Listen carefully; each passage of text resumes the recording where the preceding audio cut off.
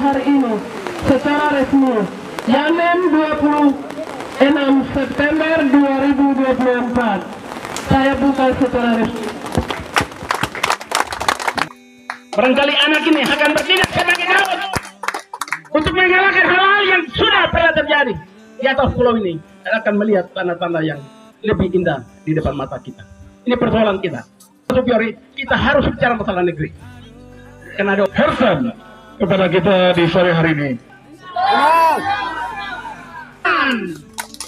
Dengan dasar untuk meraih kemenangan adalah karena saya berkumpul khususnya kader-kader Partai Golkar di seluruh Indonesia yang namanya LSI, lembaga survei seluruh Indonesia. Datang di Supyori tidak masuk karena survei membuktikan saudara Hieronymus Mansoben yang akan menjadi nomor 1 di Supyori untuk besok menang. Maka Partai Golkar itu masyarakat yang ada di Supyori Utara, saya memilih pada 2019 kami dalam Yang kedua, periode kedua dipimpin oleh Bapak Fred Manufando. Bapak Ibu bisa lihat itu pembangunan begitu meningkat, dan kita lihat di sendiri berubah total menjadi sebuah kota yang kita akan dipikirkan ke depan.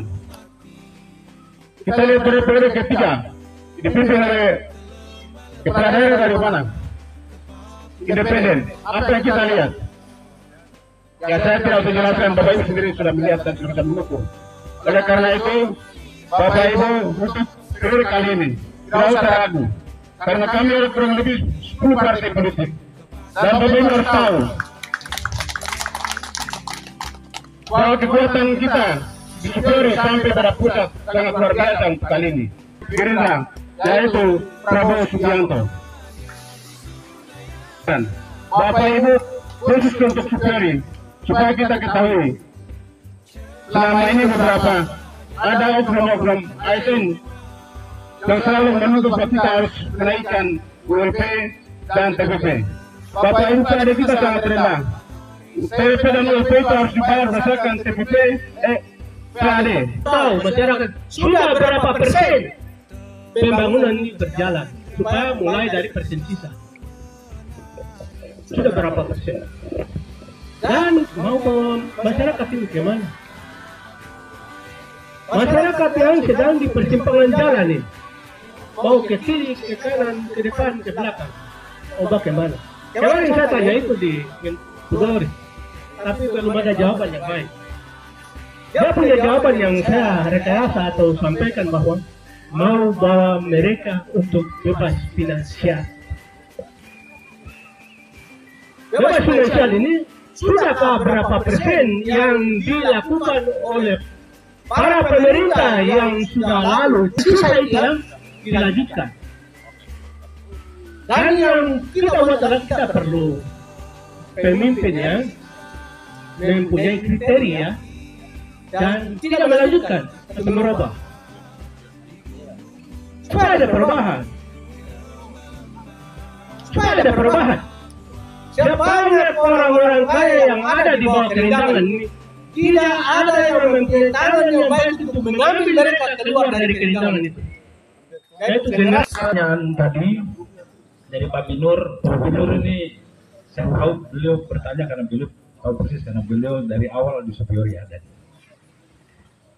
Jadi begini yang saya mau sampaikan, kalau bicara berapa persen, jadi saya ingin sampaikan dulu. Jadi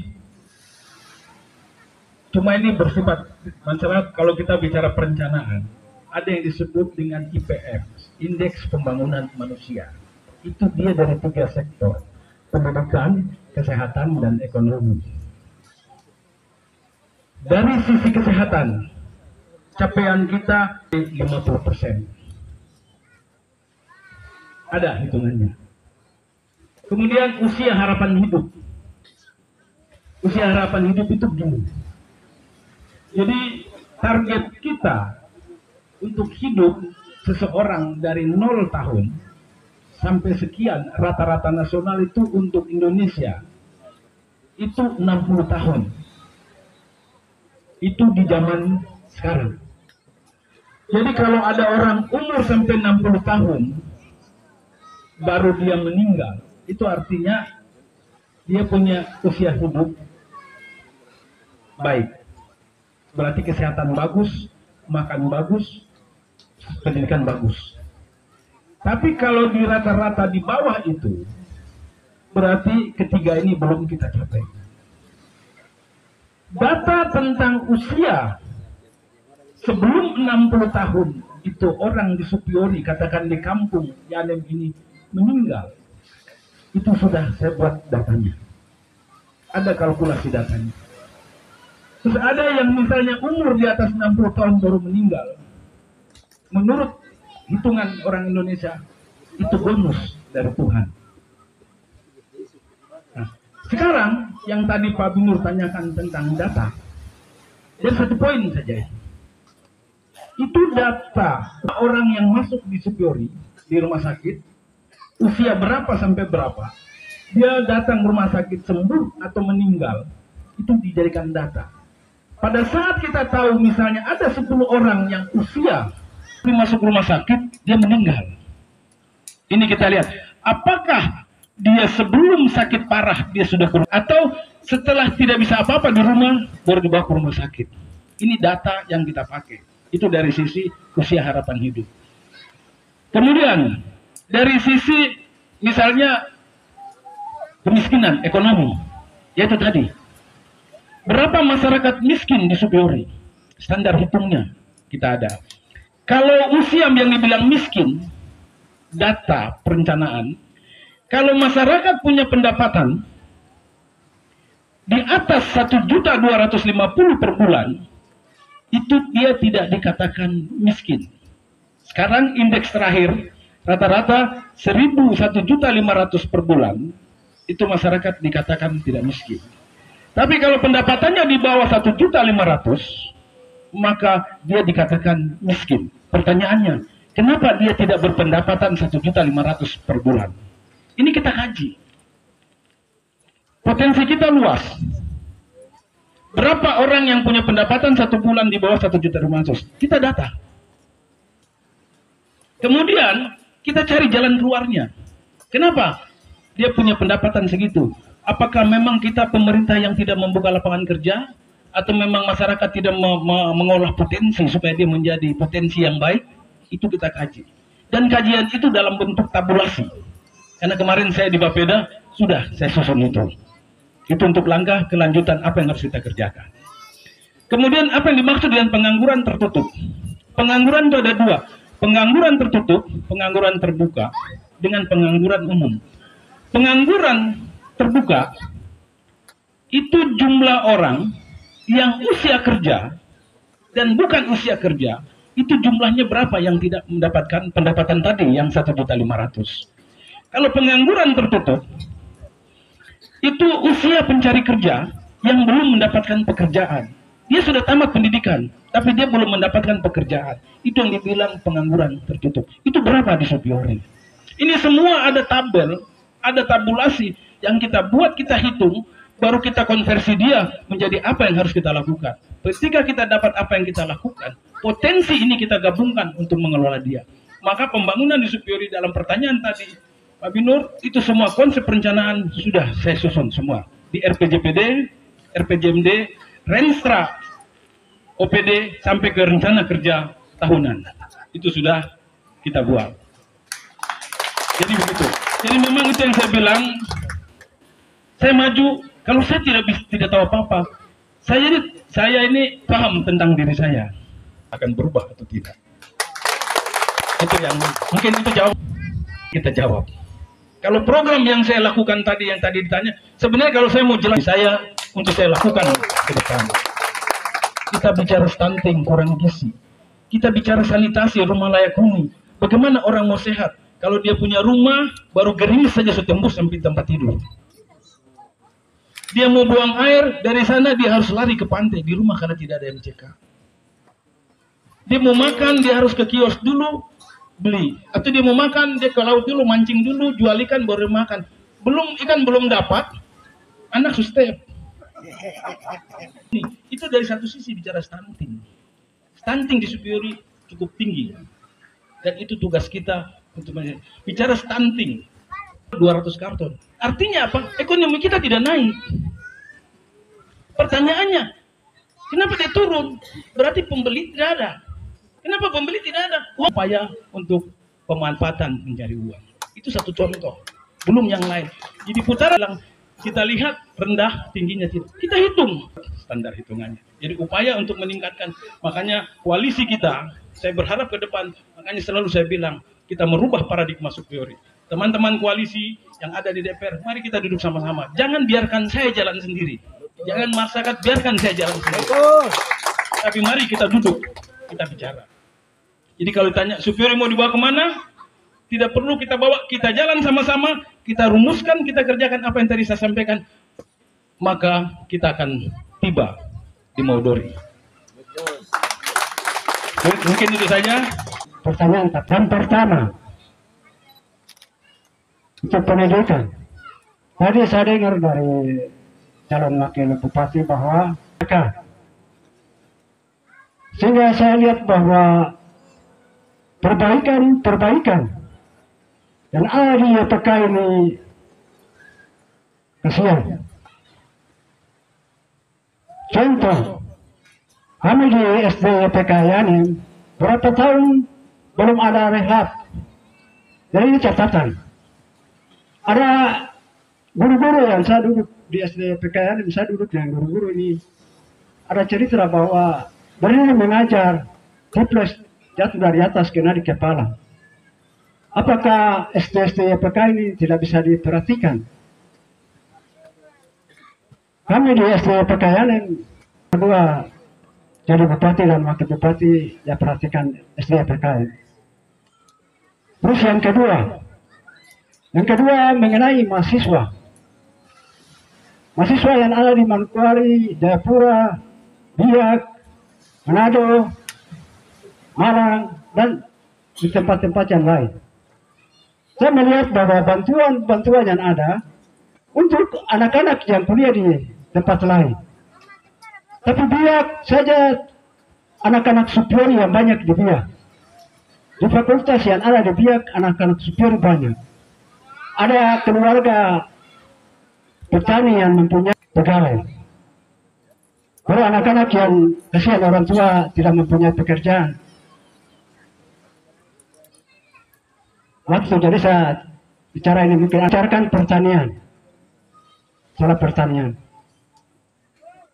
Jalan ekonomi yang kami usulkan di setiap musliman tidak pernah diangkat, sehingga jalan-jalan ini bisa mengembangkan kami orang pertanian untuk bisa bekerja. Karena tempat ini ada yang kerja dekat, ada yang kerja di tempat yang jauh. Ada pembicaraan dari wakil ketua bahwa nanti anak dua jadi bupati dan wakil bupati. Perhatikan anak-anak Superiori. Pertama, baru yang lain-lain. Terima kasih, waktu saya kembalikan. Kesempatan yang diberikan lagi cepat. Yang pertama terkait dengan pembangunan di sisi pendidikannya. Saya sekolah di SD PK Sorongwiri. Lalu di Superiori sampai permasalahan-permasalahan yang kita mau bahwa yang Bapak sampaikan ketika kita dua terpilih saya akan bangun.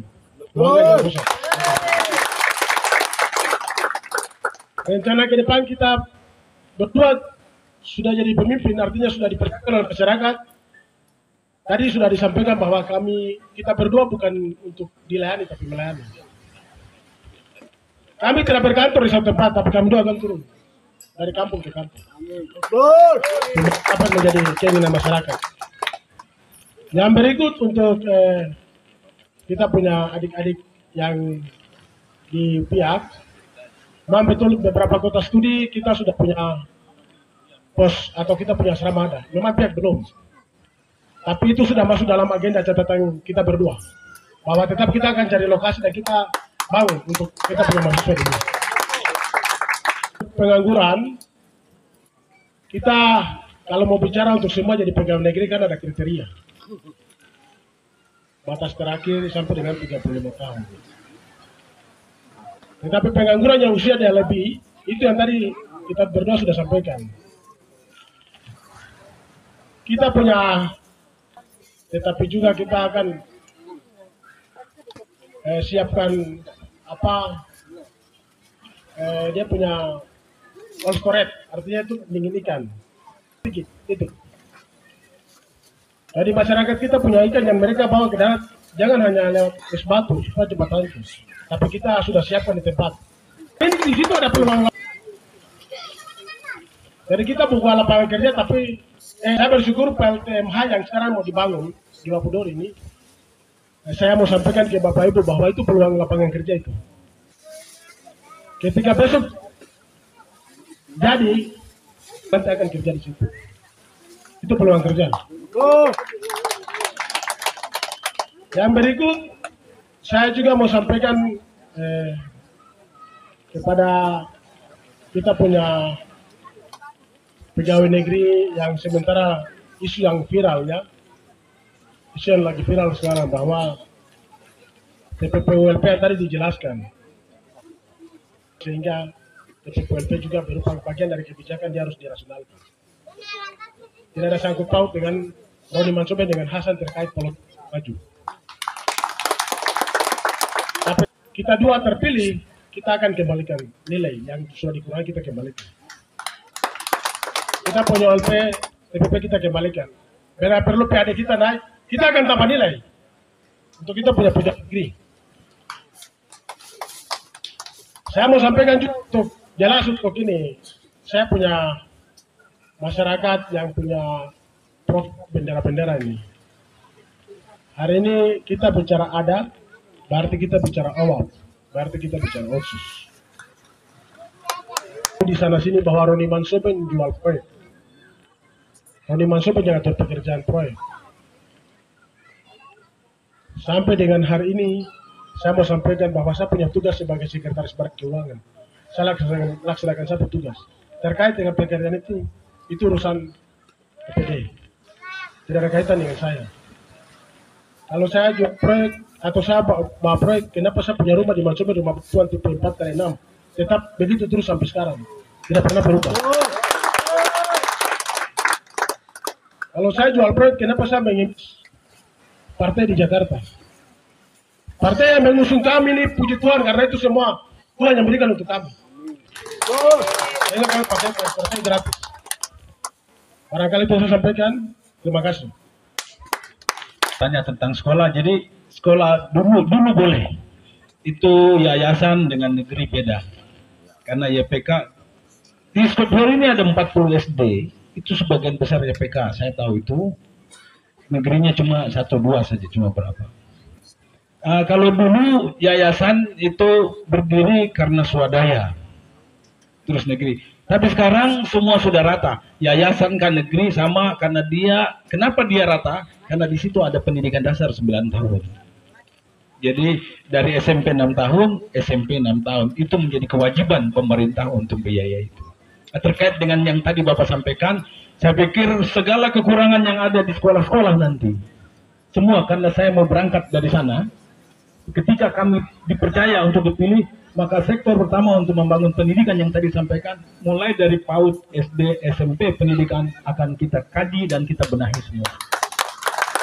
Terkait dengan tadi yang asrama di Biak, kalau yang lain sudah, saya pikir seperti Pak Bupati, Calon Bupati sudah sampaikan, untuk pengangguran. Jadi memang saya mau sampaikan kepada semua, bahwa kalau kita mengharap jadi pegawai negeri, memang itu yang tentukan pusat. Tapi justru kami hadir ini, kami mencoba untuk memberdayakan potensi yang ada di Kabupaten Supyori untuk merekrut tenaga kerja. Contoh tadi, kita membangun pabrik ikan asin. Dengan harapan bahwa nelayan bekerja, tidak perlu lagi bilang dibayar, diterima atau tidak diterima. Tapi begitu datang kita tampung, karena kita yang pilah mana yang dikirim, mana yang dijual, mana yang diikan asinkan. Dan tenaga kerjanya dari mana? Kita panana yang kita bintekan atau kita praktekan atau yang kita sekolahkan 5-6 bulan, itu nanti mereka yang mengelola. Itu salah satu cara untuk kita mengurangi Kemudian untuk yang pegawai negeri bila mana ada, jadi pemahaman tadi kalau di dibentur-benturkan itu keliru bahwa WLPTPP itu tidak ada hubungan secara pribadi antara saya dengan Pak Bupati. Memang kemarin untuk pilkada sampai hari ini pembiayaan untuk pilkada itu di dalam PKPU dibebankan kepada APBD. Sehingga APBD yang dialokasi untuk pelaksanaan pilkada. Oleh sebab itu penganggaran yang lain harus kita kurangi. Tidak kita hapus, kita kurangi. Pilkada selesai, semua akan normal seperti biasa. Bahkan kalau kita didukung, seperti tadi dibilang, Pak Tori bilang, nanti saya petugas itu untuk tiba lobe di sana, dan bersama teman-teman kita berhasil. Yang itu, ada beberapa banyak hal yang akan kita tingkatkan perbaikan kesejahteraan. Bapak Ibu menikmati makan yang ada, kita akan mengikuti oleh karena yang Bapak Ibu sampaikan itu, Bapak mereka berdua ini anak RPJMD Kabupaten itu disinkronkan dengan visi misi dari Bapeda setempat Kabupaten. Ini yang saya perlu jelaskan, karena ini tugas saya. 33 butir dari Presiden Prabowo itu dia sudah terpilih, dan ini hanya melanjutkan saja. Karena visi misi yang diambil oleh Bapak berdua ini, dan dia ambil dari program kerja dari Prabowo. Itu diambil dari Bappenas setempat. Bappenas ini akan mengikuti visi misi yang dibawakan oleh Bapak Prabowo. Jadi peran masyarakat itu sudah saja. Dan Bapak Ibu tidak usah khawatir, pilih yang dua. Saya bertanggung jawab beri depan sini karena saya sekarang presiden yang ada Republik ini. Besok tanggal 20 Oktober Bapak dia dilantik, itu sebelum pilkada. Jadi Presiden Prabowo Subianto dilantik tanggal 20 Oktober, sebelum 27 November Bapak berdua lagi nanti terpilih sebagai Bupati dan Wakil Bupati Kabupaten Supiori. Jadi semua Bapak Ibu pertanyaan ke mereka berdua itu sudah dirangkum secara nasional. Gaji pegawai sudah ada, memang itu programnya Bapak Prabowo. Ini saya mau sampaikan bahwa 10 politik yang dukung Bapak berdua ini jangan sampai don dengar masyarakat bilang 10 partai dan besok Dona repot. Sebenarnya Dona repot, tapi Dona lebih bersyukur karena Dona dapat 15 anggota dewan di DPR di dalam. Dan mereka berdua untuk pembangunan di Kabupaten Supiori ini. Dan saya sebagai jaminan 2 tahun Supiori akan maju. Bapak Ibu semua simpatisan, jangan salah pilih. Karena kalau Bapak kali ini, Bapak berdua ketemu dengan Menteri, saya antar balik rumahannya. Oke? Maka jangan negara orang. Nggak bisa buat apa-apa. 15 kursi saja sudah kita punya. Di Jayapura, itu kita punya kursi. Di antara 44 kursi DPR Provinsi Papua. Itu kita punya. Yang lain mana? Nonsense. Terus mau bangun Supiori bagaimana sayang? Ya kan? Bermimpi bangun Supiori. Maka dasarnya tadi adalah seketika pulau ini tidak dibangun dengan kebenaran, maka akan mendatangkan hal yang tidak. Supiori. Maju. terima kasih. Tapi saya sungguhkan beberapa visi misi yang sudah disampaikan oleh kandidat kita. Maka Partai Golkar itu masyarakat yang ada di Supiori Utara. Saya memilih pada 2019 kami dalam satu rapat saya sampaikan bahwa gunung bicara sedikit melakukan banyak. Orang pantai bicara banyak melakukan sedikit. Kalau kita bicaranya sedikit, berarti nanti besok jadi bupati akan dia melakukan lebih banyak daripada bangsa di DPRD Kabupaten Supiori, dan saya tahu persis. Kedua, beliau punya kinerja. Maka sekali lagi saya mau sampaikan masyarakat yang ada di sekitar area kampanye, saya mau ingatkan, tidak boleh kemana-mana karena Golkar kalau pilih seorang calon tetap berhasil. Dan saya mau sampaikan bahwa kemarin kami dari 4 calon sebelum pemilihan saya sudah tentukan nanti organ yang menang. Benar tidak? Iya.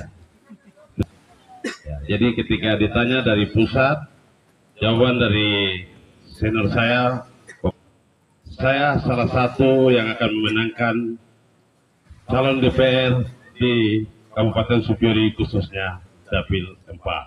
Terima kasih, waktu saya kembali. Mana Dolfinus dan Andi mana? Untuk kita semua dan secara khusus Bapak Dawan yang mana pada Bapak Ibu, sebenarnya kita macam bicara terlalu sedikit dalam hal ini, tidak ada waktu untuk saya mau bicara sih, karena kalau saya bicara banyak itu pasti semua orang bosan untuk dengar suara saya. Kampung saya, kampung Lampung itu 16 dalam. Saya sendiri katakan pada saat kampanye di panggung itu, saya bilang 16 orang itu, saya ke 16 tapi saya nanti akan berhasil. Ternyata yang lain sebelah kita, dan saya bicara di dalam 31 kursi di kantor DPR. Terima kasih waktu saya dengarkan. Di Kabupaten Supyori yaitu 4 kursi.